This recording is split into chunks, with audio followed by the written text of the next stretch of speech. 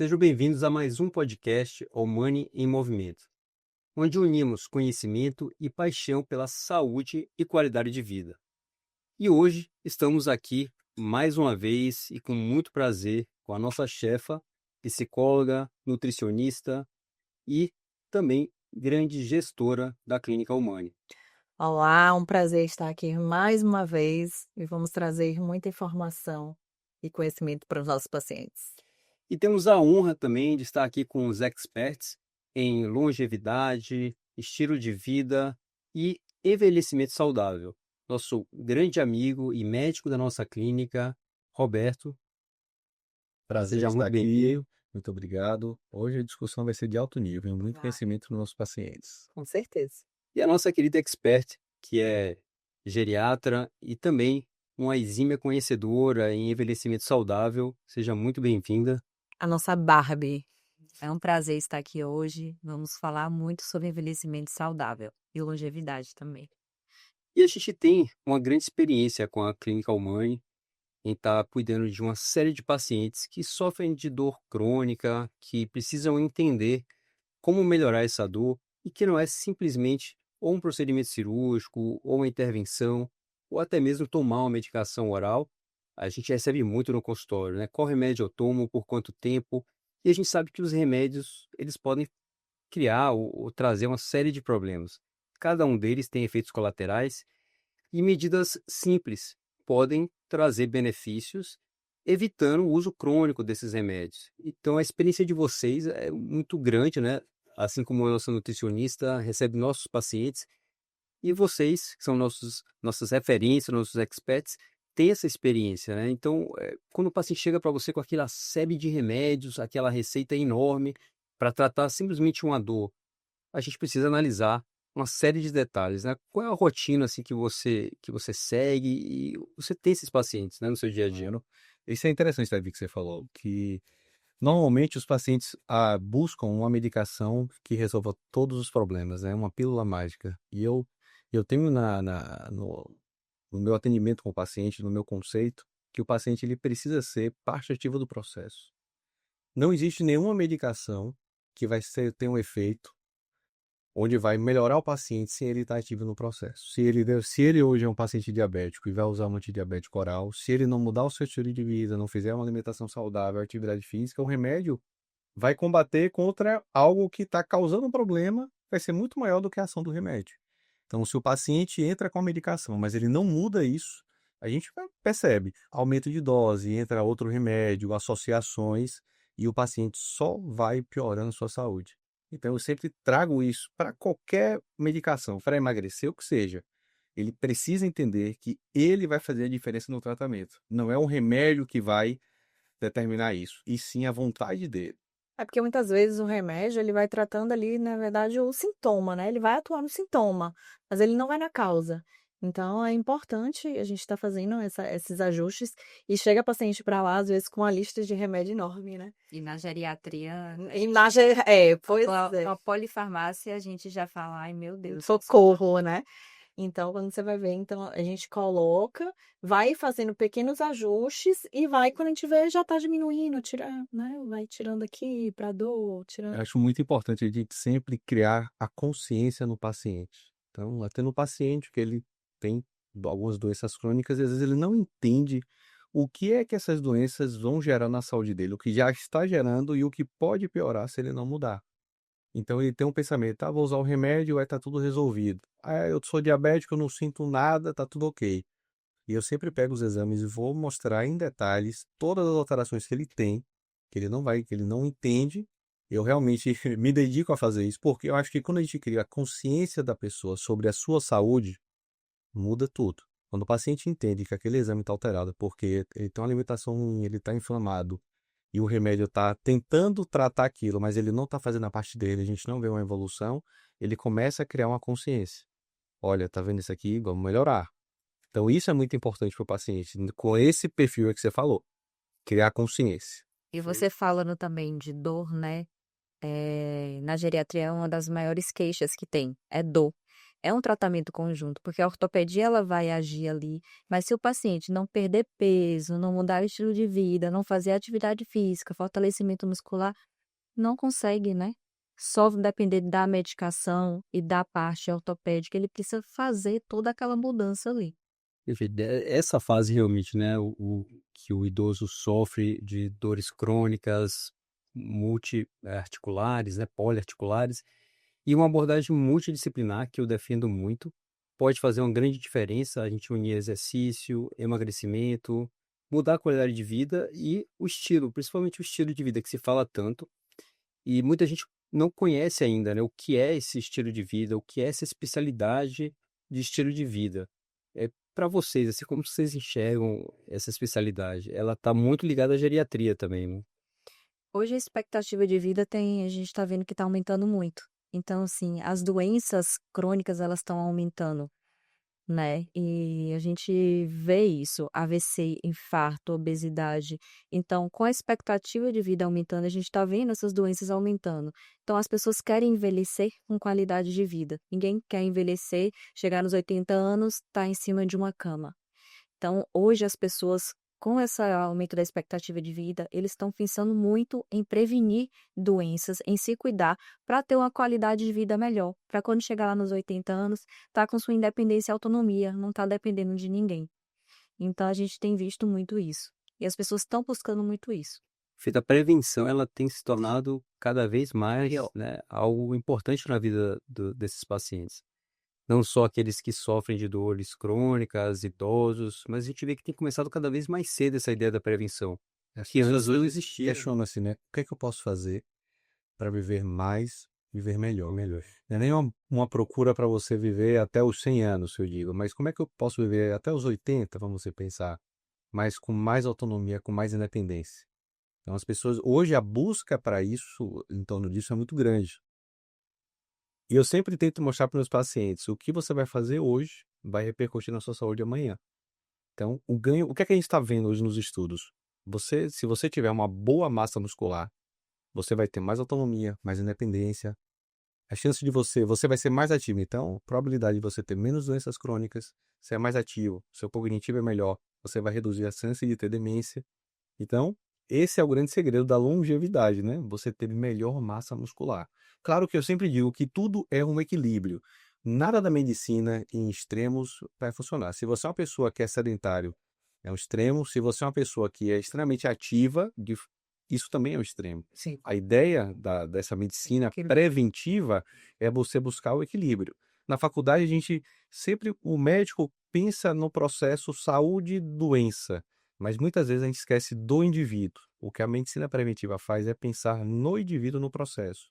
As questões emocionais que afetam o indivíduo, sono, ansiedade, alimentação, o que é que isso gera, o que é que isso pode em torno do paciente para facilitar ele ter doença. Então, o pensamento da medicina preventiva, com essa visão integrativa, é gerar saúde ao paciente. Esse é um grande desafio. Bacana, isso aí. Eu tenho muito paciente assim, né, que ele quer viver melhor, quer passear, quer fazer suas viagens, quer voltar até a fazer atividades esportivas que já não está mais conseguindo. E aí vem um dilema que a gente conversa muito, que o paciente acha que ele está com dor, ele não pode fazer exercício, ou que ele precisa, a partir dali, fazer repouso para que em algum momento ele melhore. Só que aí vem outras questões que envolvem esse repouso, que antes a gente não falava muito, a gente talvez não entendia tanto sobre esse problema da deficiência ou a incapacidade funcional relacionada à musculatura. E aí o paciente ele aumenta a atrofia muscular, piora a sua ingesta proteica e tende a piorar cada vez mais. E atribui a essa perda da mobilidade, essa dificuldade de se locomover com a idade, simplesmente a idade, né? Eu sou idoso, eu agora ando assim mais devagar, tenho dor, então cada vez mais eu tenho mais dificuldade de andar porque eu estou envelhecendo, eu tenho artrose, osteoartrite. Mas, na verdade, se a gente focasse na musculatura, ganho de força muscular, manutenção da mobilidade, a gente consegue fazer esse paciente voltar a andar e muitas atividades que ele não fazia. A recuperação é impressionante quando ele entende essa importância dos exercícios físicos e é difícil mesmo fazer quando está com dor, né? Mas existe formas de fazer sem dor. Existem alguns exercícios com profissionais, por isso que é importante a equipe multidisciplinar, para fazer o paciente entender os exercícios que ele consegue e aumentar cada vez mais. E além dos exercícios físicos, eu acho que a nutrição, e aí esse campo da nutrição, entender deficiências hormonais, contribui bastante também para essa questão da manutenção da musculatura. E o dia de vocês recebem muito isso O também. que a gente vê muito em consultório é que as pessoas consomem, vai ter um baixo consumo proteico, né? Então, isso é um dos pilares fundamentais para a construção da musculatura. Então, a gente sempre vê, a gente sempre faz ali o ajuste. Ele é um dos pilares, além de hidratação, sono, tem a parte hormonal, né? Atividade física, treino resistido. Pessoal, eu faço pilates, eu faço bend, eu faço. Nunca Tem vai que pegar substituir. peso, estimar isso, que sempre tem que pegar peso, né?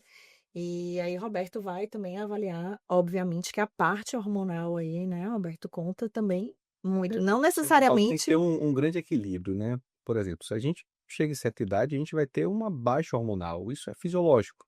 A sarcopenia vai ser isso aí. A gente vai perdendo, né? O homem, no caso, testosterona, vai perdendo massa muscular. Como é que a gente consegue desacelerar esse processo? Treino resistido. A gente precisa ter níveis adequados de testosterona. Então, uma reposição, se for bem indicada, ela vai melhorar muito a qualidade de vida do paciente e vai permitir que, com uma dieta adequada e o treino adequado, ele consiga ter um ganho muscular, né? Então, a gente vai desacelerando esse processo. Claro que o sono também é extremamente importante, porque é no sono que ele vai ter uma produção de GH que vai ajudar na recuperação e manutenção dessa massa muscular. Então, as pessoas às vezes pensam que, não, se eu tiver só o nível, a testosterona na reposição, eu vou ter ganho de massa muscular. Não. Sempre tem que ter um equilíbrio. Alimentação, sono, níveis adequados de atividade física, né? Níveis adequados da testosterona. E engraçado que acontece muito que as pessoas mais velhas, quando elas vão ficando mais velhas, elas tendem a beber menos água, né? Que diminui mesmo, eu acho que a Isa O processo fisiológico mesmo do envelhecimento perde já essa perde, né? A quantidade de água no nosso sede, corpo, tudo. a sensação. Então, a pessoa tende a beber menos água.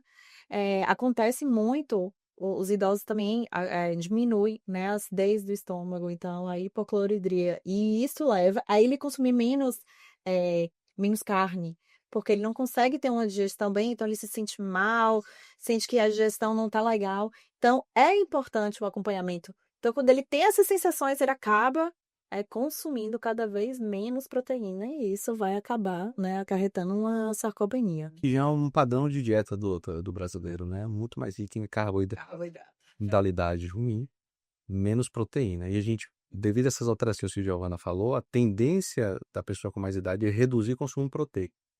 E às vezes as pessoas acham que você fazer uso de um whey protein, que é um suplemento muito legal, eu não vou usar porque eu não faço academia. Não, ele vai suplementar o que você não consegue ingerir de proteína, que é você tem uma meta diária, né, ideal para você fazer isso. Então, esses pacientes têm que ter a equipe multidisciplinar muda o desfecho totalmente do paciente, nesse perfil que você falou. Perfeito. Agora, ainda existe uma resistência muito grande, tanto pelos pacientes quanto a classe médica, né? Alguns médicos ainda resistem muito com relação à reposição nutricional e reposição hormonal. Tem crescido muito o conceito, a gente vê cada vez mais publicações que fortalecem essa necessidade, que para mim está muito claro, a gente tem muito paciente que a gente vê a diferença, a transformação na vida do paciente. E como que vocês enxergam, assim, Bárbara, essa questão da reposição nutricional, a importância dela, né? Porque você lida muito com o idoso. Isso. O idoso, ele tende a beber menos água, tende a se alimentar mal, ele não ingere muita proteína. Ele, com o processo fisiológico do envelhecimento, ele vai perdendo mais massa muscular, vai ganhando mais gordura, vai tendo o quadro da sarcopenia. Essa sarcopenia vai deixando ele mais frágil. Aí começa aquela cascata, ele começa a ter queda, a sentir dor, vai ficando acamado. E quando o paciente ele está como pré-frágil, que tem as escalas, e uma das coisas da escala é perda de peso, perda de força também, além das doenças e tudo, a gente consegue ainda reverter. Quando o paciente já está frágil mesmo, a gente não consegue reverter. E o desfecho que é ruim, porque aumenta muito a mortalidade. Então, meus pacientes em consultório, eu faço toda a anamnese para ver assim, como é a alimentação dele, como é o suporte dele. E eu sempre encaminho para o nutricionista, porque ele precisa desse suporte. Porque ele precisa aumentar essa ingesta de proteína, de água, se alimentar melhor. É muito comum você ver idoso comer bolacha com pão, com manteiga e um café. É. E é importante a gente sempre estar fazendo uma suplementação muito individualizada, né? Baseada realmente naqueles exames.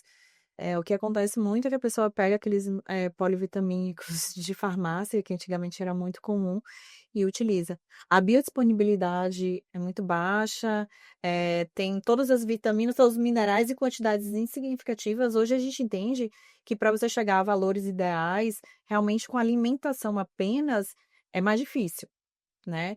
Então a gente acaba suplementando, mas a gente faz lá na Almânia a suplementação bem individualizada mesmo, para cada indivíduo, para que a gente consiga ali valores ideais, não valores de referência pra gente.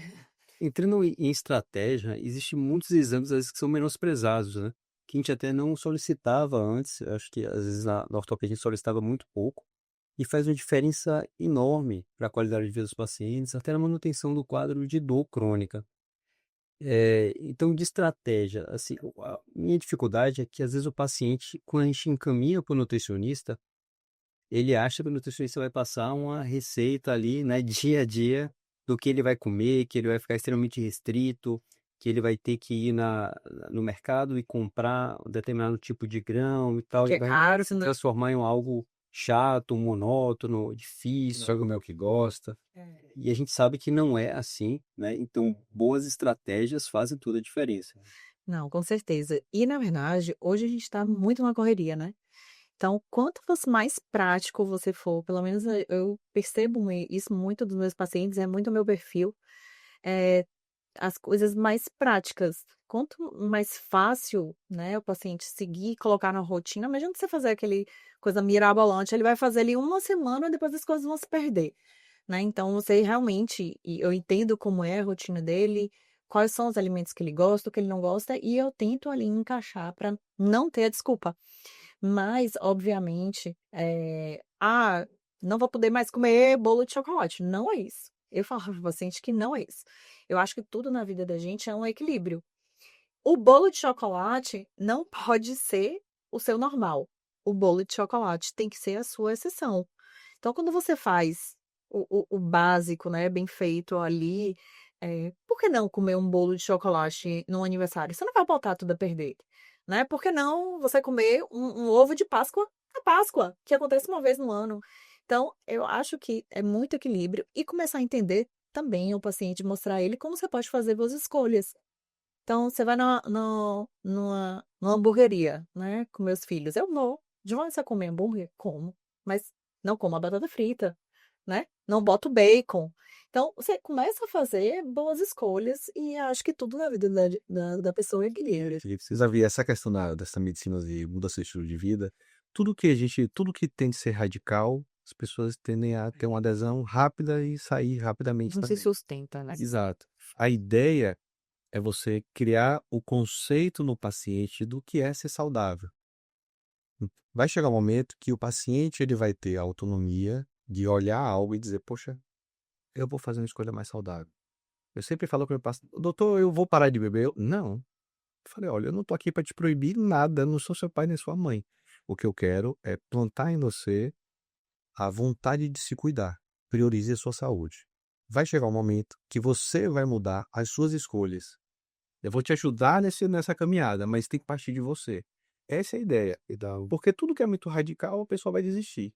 E chega um momento que a pessoa começa a se cuidar, ela vê os benefícios de uma alimentação melhor, de um sono melhor, o corpo está mais ativo, Uma qualidade de vida ela vai melhor. perceber Toma que, gosto, né? exato, se cuidar não é para ser algo, não é para não ter prazer. Ao contrário, é para te gerar prazer e bem-estar. Quando a pessoa experimenta isso, já foi o que eu digo. Meu paciente, eu não torno ele dependente de mim. Muito pelo contrário, eu quero te dar um par de asas, eu quero que você voe, Sim. eu quero que você aprenda o caminho, É. né? E você vai perpetuar isso na sua saúde. E a ideia é que você, normalmente um exemplo, o homem está lá se cuidando. ele tá bem, a mulher dele vai, os filhos, porque o exemplo faz a reverência. Essa é a ideia. Então, é plantar a semente. O paciente, ele vai... Ser em casa, né? É, Porque realmente eu só fazia muita atividade física porque eu sou viciada em esporte. Mas eu tinha uma alimentação péssima. Eu não dormia à noite. Eu gostava só de trabalhar à noite. Eu tinha no mês, em 30 dias, 25 dias no mínimo, eu tinha enxaqueca. Eu só comia açúcar, fritura, arroz, feijão. Nunca tinha botado uma fruta na boca. Nunca tinha colocado uma salada na boca. Nem sabia o que era. E desde que eu e Roberto começamos, que eu vi o estilo de vida dele, eu vi a qualidade de vida dele, e eu vi que ele conseguiu controlar uma doença com o estilo de vida, eu falei, não, eu não tenho qualidade. Eu quero ser assim. Eu quero ter qualidade Serviu de de inspiração. Foi isso que fez eu virar a chave, assim, e começar. Eu depois dos 30 anos que eu fui provar a fruta, fui fazer a introdução alimentar, né? Fui provar a fruta pela primeira vez. Minha sogra levava uma salada para eu provar. Era assim, aos poucos, todo dia eu E é provava. bom, né? Tem frutas muito boas. Eu adoro fruta no café da manhã também. E Mas eu mudei é também. essencial você sempre começar o café da manhã, sempre o alimento da terra, uma fruta, algo assim. Eu confesso que eu ainda estou num processo de mudança, de ter uma alimentação cada vez melhor. Porque assim, a nossa rotina atrapalha bastante, né? Só, assim, para você conseguir ter uma rotina alimentar. Mas é o que a gente tem buscado, né? A gente sempre priorizar o autocuidado, a gente priorizar os alimentos de qualidade, evitar os ultraprocessados, ou É, aqueles que são muito ricos em carboidratos de qualidade fina. exatamente. E é importante você explicar para o paciente, né? Na verdade, na consulta, a gente tenta fazer uma educação, né? Explicar, para tornar ele independente. Tem pacientes mesmo que eu falo, já tá lá na sexta consulta, eu olho para mim e falo assim, você tá aqui por quê, mãe? Você já sabe tudo. A gente quer que o paciente realmente ele tenha, né, essa autonomia e entenda de manhã qual é a importância. Acordo em jejum. Eu vou só comer carboidrato para ter um pico glicêmico? Não. Eu tenho que introduzir uma proteína. E aí, quando ele começa a entender e a gente explica isso em consulta, as coisas começam a fazer sentido. Aí ele fica, ai, é verdade. Então ele começa a saber fazer as escolhas, né? Então isso é importante. Eu pego o paciente e percebo que ele não tá tomando aquele remédio, ele não sabe por quê. Ah, eu tenho isso, não sei por que que eu tomo esse remédio, não. Ah, me manda fazer isso. A gente explica, mostra, e eles entende o benefício e o porquê está fazendo aquilo, tudo muda, né? Faz todo sentido e fica mais fácil. as pessoas acham que você comer saudável é só algo que vai repercutir se você vai perder peso, ganhar massa muscular, mas ele tá indo muito mais além. É. O nosso intestino produz serotonina, a maior produtor de serotonina é o nosso intestino.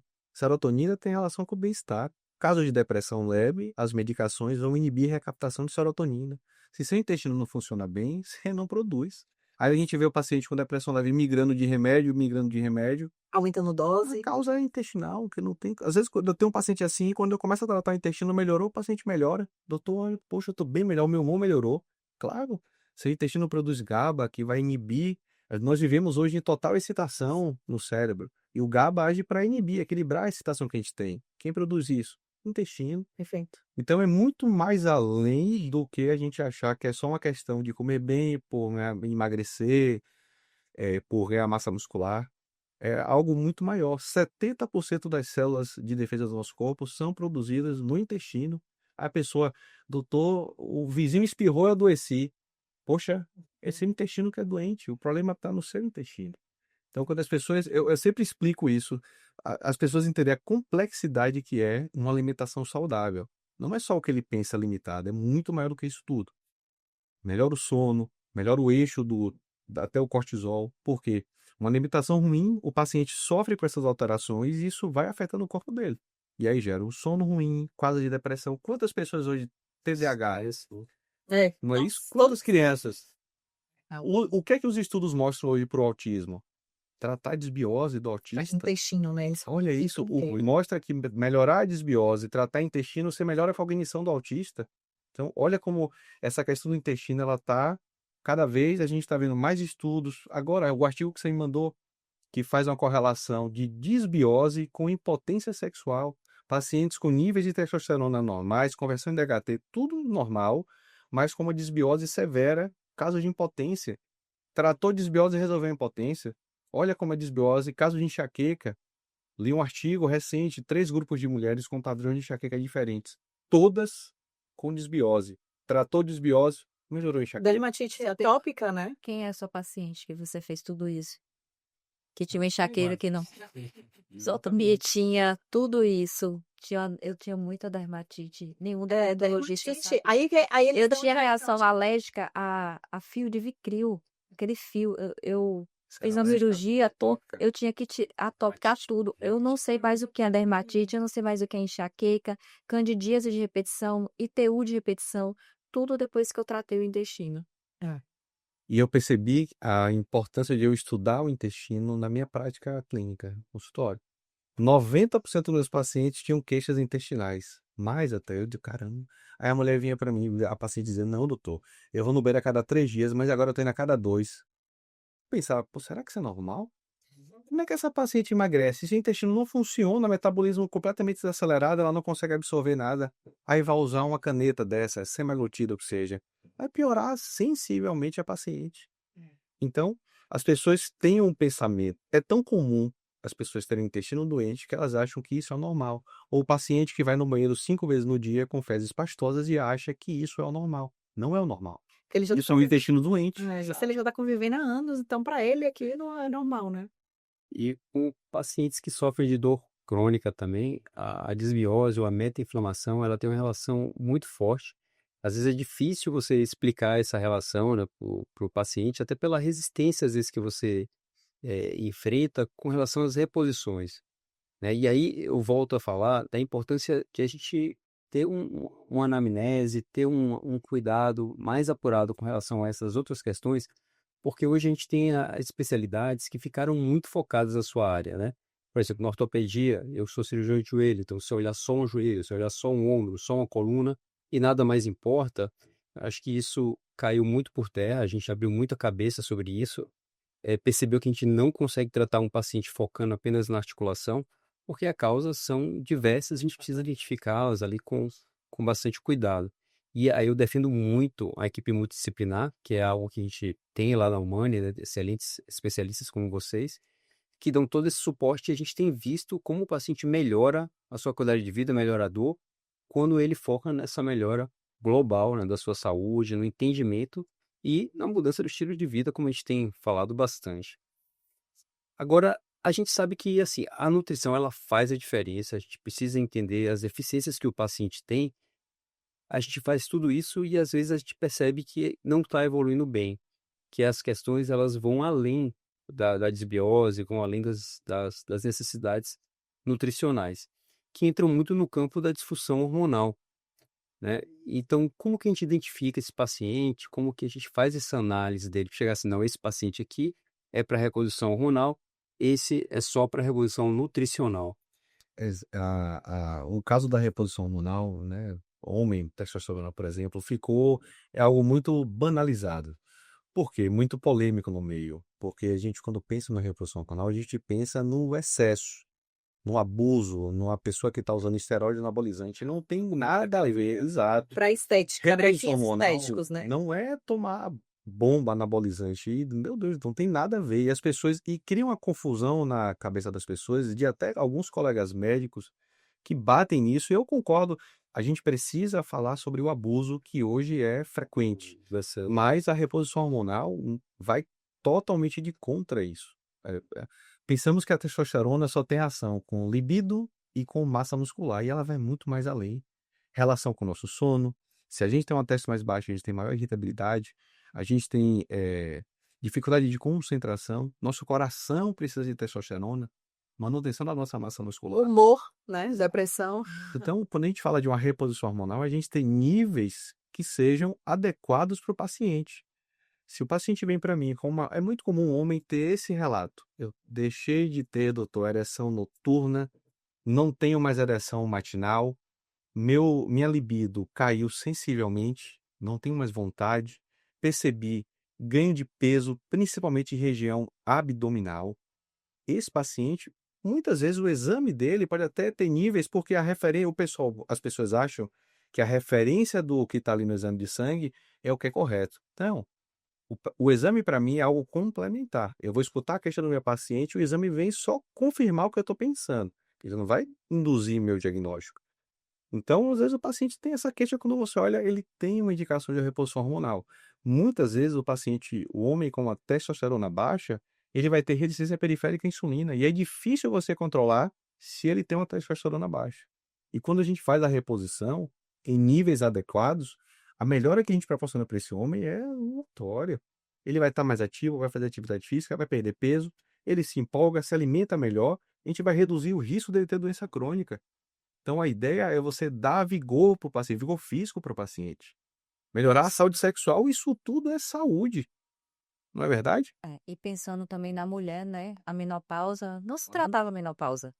Então, antigamente falava que hormônio dá câncer.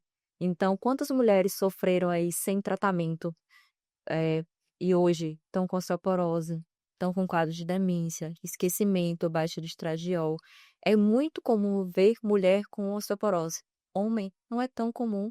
Então, tudo relacionado à parte hormonal. Então, isso ficou muito para trás. E hoje eu pego muitas pacientes que já perderam essa janela, né? Que a gente tem essa janela de segurança, tudo, que hoje sofrem as consequências disso, de não ter feito essa reposição.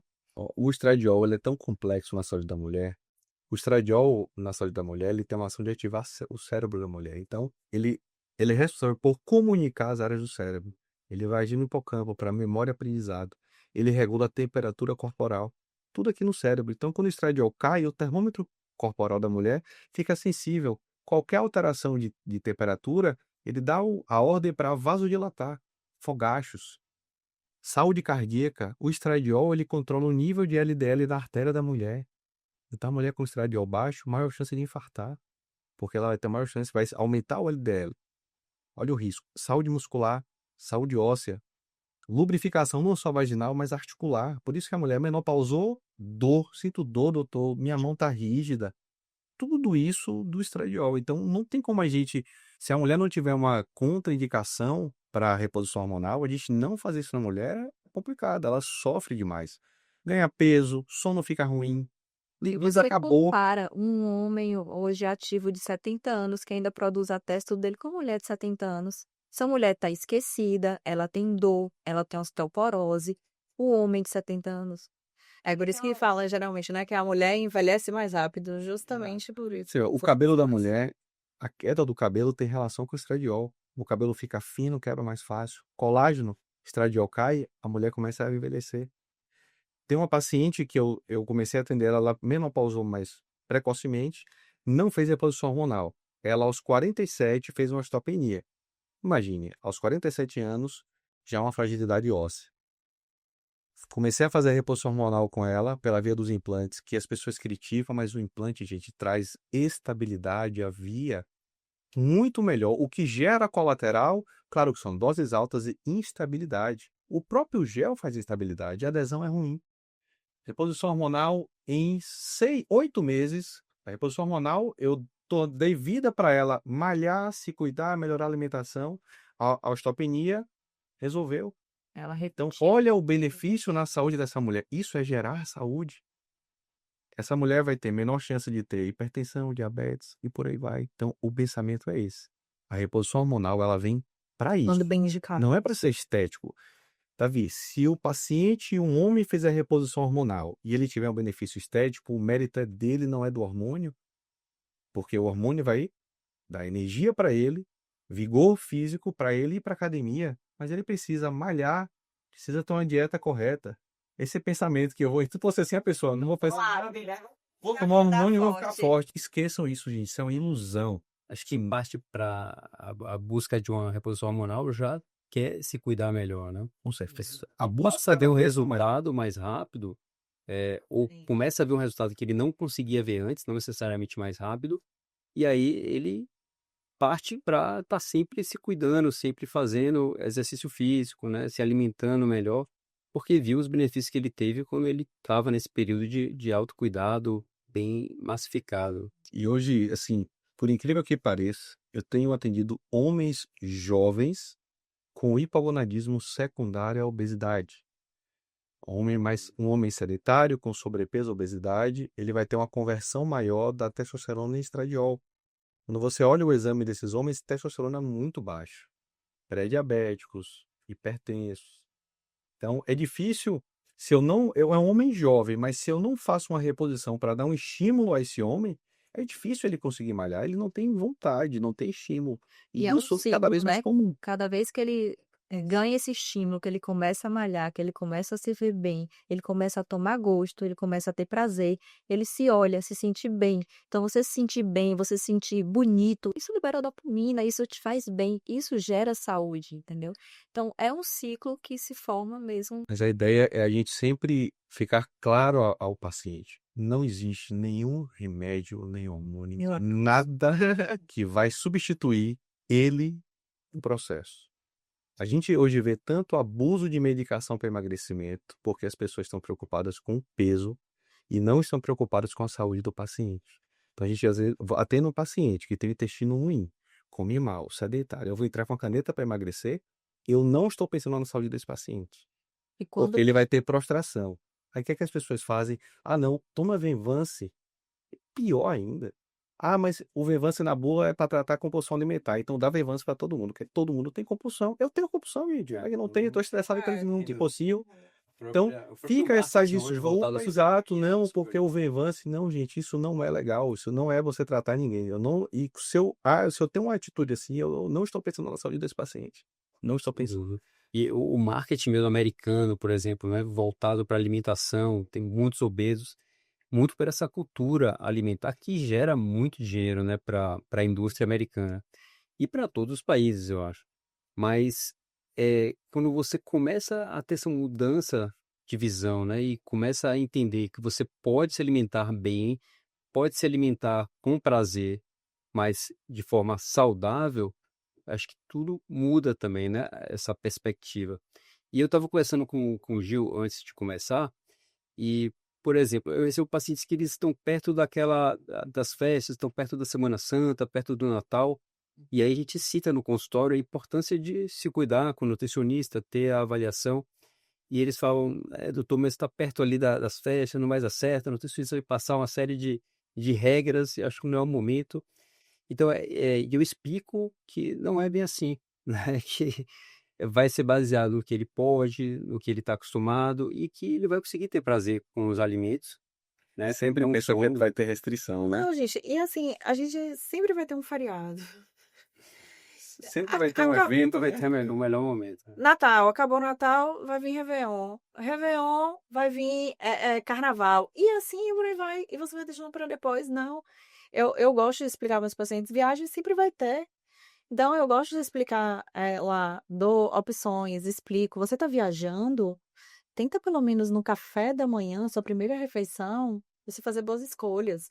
Começa ali, vai na opção, nem olha primeiro o bolo, o pão, vai ali, pede uma omelete, vai na proteína, vai nas frutas, né? Então, aí depois você vai nessa parte. Então, você já ali já causou um pouco de saciedade, você já tá a possibilidade de você errar depois é muito menor. É igual, por exemplo, lá em restaurante, né? Que a gente vai se servindo. Eu falo, olha, primeiro dá uma volta em todo, dá uma olhada e depois vai pra fila.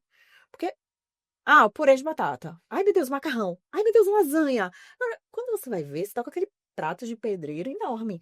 Então, E uma outra estratégia também é começar pela salada, né? Porque a salada já te dá uma saciedade. Aí depois você já vai. As saladas são boas, né? Muitas saladas são boas. Quando você está viajando e tá todo mundo preocupado com a quantidade. Então, se eu vou ter que comer muito, eu já vou comer aqui o que eu gosto mais, né? Mas, na verdade, você pode selecionar os e outra coisa que eu falo, por exemplo, festa de aniversário. Festa de aniversário de criança, meu Deus do céu. Faz o seguinte, antes de sair de casa, come alguma coisa. faz um lanche, né, mais proteico, vale da saciedade. Não vai pra festa de aniversário com fome. Você vai chegar lá, posso cuidar de Jejum, você vai criando não, tudo, né? a cruz, entendeu? Que Então, antigamente a gente falava, não, é festa de aniversário, eu vou fazer um jejum pra chegar lá e comer tudo. e é sempre você tá fazendo essa avaliação mesmo. Isso realmente é uma fome? Porque existe uma fome emocional e existe uma fome fisiológica, né? A fome fisiológica você vai sentir aquela dor, aquele incômodo ali na barriga, né?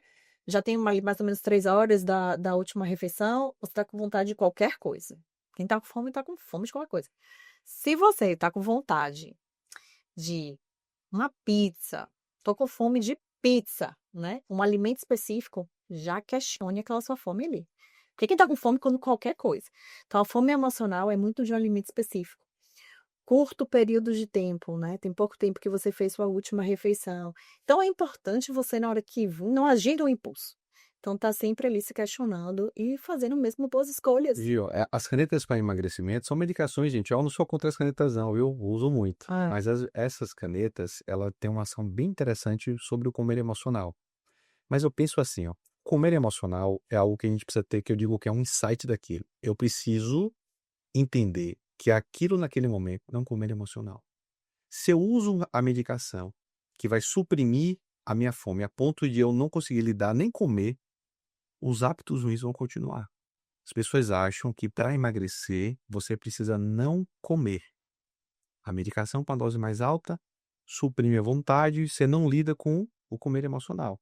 Só que quando a medicação sai, todos os hábitos ruins retornam. Por isso que a gente vê tanto reganho de peso. E é um emagrecimento que não é saudável, né? Que você perde muita massa muscular porque você não se alimenta. Você não ingere proteína e é aquele emagrecimento que não é saudável. O paciente ele precisa lidar com o comer emocional no processo. Ele entender que aquilo ali é um comer emocional, é uma fuga, ele quer liberar dopamina. Busca uma estratégia para lidar com aquilo. Porque enfrentar isso vai repercutir em muitas outras coisas da sua vida. É um grande desafio. Mas você precisa ter isso. Enfrentar, não. Eu sei, a nossa paciente viveu um momento que era um comer emocional, ela já estava com a consciência tão boa que ela falou: não, eu sei que aquilo ali é um comer emocional, eu vou correr.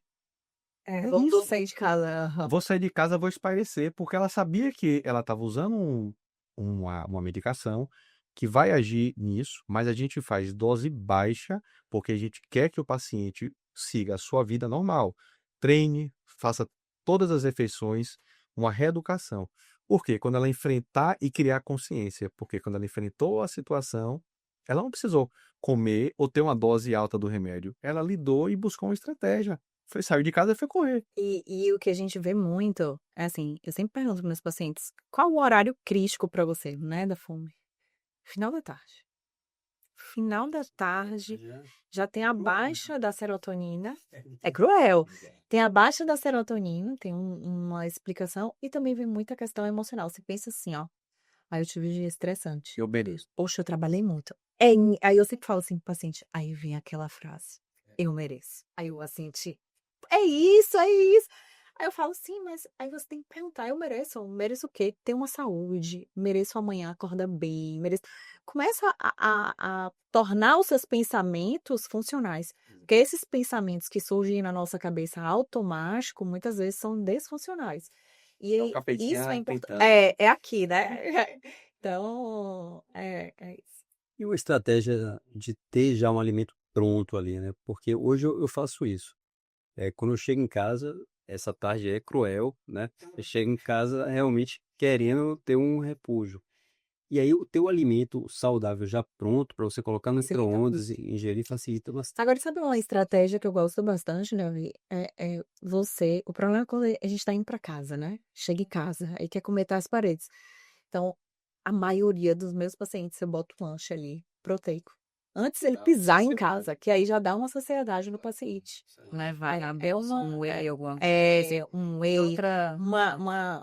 um lanche mesmo, que às vezes Barrinha de uma barrinha de proteína. Eu dou sempre a opção, assim, para o paciente, uma coisa mais prática, porque às vezes na correria a gente precisa, mas eu gosto também de colocar, receita de coxinha. Pô, uma coxinha massa, fitness, sabe? Assim, um exemplo que eu tô dando, bastante proteína, dá aquela saciedade, ele olha a coxinha realmente fica bem legal, né? E na saciedade ele vai chegar em casa, né, e não vai errar tanto. E quando tem já o alimento ali mais ou menos pronto, já é mais fácil. Essa adaptação no paladar também é algo que a gente tem que ir gradativo. Muitos pacientes têm paladar infantil. Então, se você fizer uma mudança drástica, a gente estava tendo uma paciente junto que ela falou, não, ela só comia iFood. McDonald's, almoçava. O que é que McDonald's, Joana fez pizza pra ela, né? Hut. Hambúrguer mais proteico e tal. Então, assim, Aí eu se olhei você pra faz Roberta. radicalmente, ela vai desistir. Mudou muito o estilo alimentar. Eu olhei pra Roberta e falei, olha, eu vou fazer um plano alimentar que nem eu sei fazer esse plano alimentar. Não estranha, eu falei pra Roberta. Porque assim, eu passei doce de leite, né? Tive que passar um doce de leite, não é algo que eu costumo fazer, tá? E essa molde e tal, não sou a favor Mas o disso, que não você é o que quer Mas eu gradativamente quero, mudando. exato. O paciente está em 8, né? Existe a realidade do paciente, existe a perfeição. Entre uma coisa e outra, existe um caminho. Então, eu preciso ir aos poucos, senão o paciente vai correr das minhas mãos, entendeu? O meu paciente, 1% todo dia, você vai chegar no 100%. Então, vai aos poucos, vai no seu tempo e vai dando certo. Cada paciente tem um ritmo nessa caminhada. Tem pessoas que gostam de metas. Não, eu quero que estabeleça algo para eu seguir, né? Ter uma direção. Tem outros pacientes que, se você vai apertar demais, ele vai tender a sair. Então, você tem que ir aos pouquinhos, né? Trabalhando a mente dele, que é a grande ideia do programa da Humani que a gente desenvolveu, que é o Humani Transforma. O que é que a gente percebeu? Que os pacientes ficavam uma lacuna, né? Uma consulta com a gente, mas essa caminhada para um retorno, vamos assim pensar, o paciente às vezes ficava meio perdido. E a ideia do programa é a gente criar consciência, porque as pessoas vêm com preconceitos. Para emagrecer tem que ser algo restritivo, eu não como, eu preciso me acabar de atividade física, e a gente vai desconstruindo isso do paciente toda semana nos encontros e construindo novos conceitos. Só que a gente constrói os conceitos embasados. Com o quê? Com o que ele está fazendo, o que a gente está orientando e o resultado do emagrecimento. Bem-impedância, mostrando, tá vendo aqui? Quando você faz direito, o resultado é esse. Então o paciente começa a internalizar aquilo. Então eu já vi que eu preciso malhar. Então o paciente que não malhava, ele hoje vira um paciente ativo na academia. O paciente que furava a dieta, ele começa a seguir a dieta. Que não bebia água, ele não começa a beber água. A ideia do programa é essa, e tem tido resultados excepcionais. Não é o emagrecimento às custas da saúde do paciente. Não, é o emagrecimento gerando saúde no paciente. É o que é o nosso objetivo mesmo da Clínica Online, né? A devolvendo. E um tópico para finalizar é com relação ao emagrecimento e exercício físico. Qual seria a prioridade? Então, tem aquele paciente que ele tem uma massa muscular baixa, a gente até analisa na impedância, e ele está com uma massa de tecido adiposo alta, né? Então, ele está com obesidade e está ficando cada vez mais fraco. Só que aí ele precisa emagrecer. E aí ele começa a diminuir a ingesta proteica, a alimentação inadequada, tentando fazer uma restrição muito radical. E aí ele começa a perder massa muscular. Que é uma grande preocupação desse Então, processo. qual seria a estratégia, assim, né? O conselho que a gente fala para o paciente, né? Eu Quando boto você- muito essa relação é. com o paciente, esse perigo. Quando você tem um paciente nesse perfil, a massa muscular do paciente tem relação direta com a taxa metabólica basal dele, com o gasto calórico que ele tem. Então a gente tem que ter atenção a isso. Porque se é um paciente que tem pouco músculo, a gente tem que ter ainda mais cuidado na manutenção da massa muscular. Esse paciente que nesse perfil que você falou é um paciente que no processo de emagrecimento, eu não vou, se ele tiver um ganho de massa muscular, perfeito, é excepcional. Mas a atenção maior da gente é em manter a massa muscular. Por quê? Ele vai ter uma dieta com menos carboidrato, mais proteína. Se eu preciso, na alimentação, que ele ganhe massa muscular, é uma dieta que eu preciso ter mais carboidrato, que eu preciso dar insulina também, nessa caminhada. Mas existe um conjunto de coisas. Sono, atividade física, extremamente importante, níveis hormonais. Se esse paciente, nesse perfil, tem um hormônio baixo, ele vai tender a perder massa muscular. Então, quando a gente equilibra isso, a gente consegue manter a massa muscular do paciente. Se eu emagreço esse paciente e ele perde muita massa muscular no processo, não é um emagrecimento saudável. A tendência é voltar. O que eu faço com relação a mim, quando eu faço um plano alimentar desse paciente, eu não dou um déficit calórico muito grande. Exato. Porque se eu der um déficit calórico muito grande, né? Eu recebo, às vezes, o médico encaminha, não dá um ano que vem de fora, botando a caloria para o paciente para eu fazer o cardápio Extremamente restrito. extremamente restrito, 700 calorias. 700 calorias é metade da taxa metabólica basal dessa paciente. O que eu vou fazer com isso? Aí chega no final do dia, o paciente quer comer o mundo, né? Não, e aí ele vai perder muita massa muscular, e emagrecimento vai ser a custas da massa muscular. Então, quando você faz um déficit calórico pequeno e que você faz o emagrecimento tranquilo, mantendo a massa muscular, aí Pense assim, ó, o É corpo da lindo, é gente, lindo. mesmo você tendo uma composição corporal única, menos músculo, mais gordura, o seu corpo ele está habituado àquela composição. Se emagrecimento é rápido, a tendência de você recuperar é na mesma intensidade, porque o corpo vai buscar a homeostase. Resultados rápidos requer medidas drásticas, que medicação dose alta, restrição extrema calórica, isso não gera saúde ao paciente. Você fragiliza o paciente. Completamente. Quando o emagrecimento ele é gradual, progressivo, o que você perde se mantém no processo. Que é o que a gente vê. O paciente está ali usando, que é o grande medo que tem. Ah, doutor, essas medicações, a caneta, eu vou ficar refém dela? Eu digo, da forma que eu faço, você não vai ficar refém. Por quê?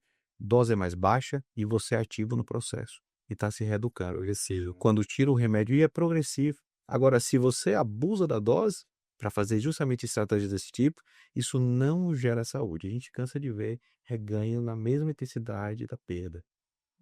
É o que eu digo, emagrecer às custas de sua saúde não vale a pena. E para o paciente entender, é como se a gente tivesse uma memória, né? Nosso cérebro ele tem uma memória. Para a dor, a gente tem uma memória, se torna uma dor neuropática, uma dor crônica como doença.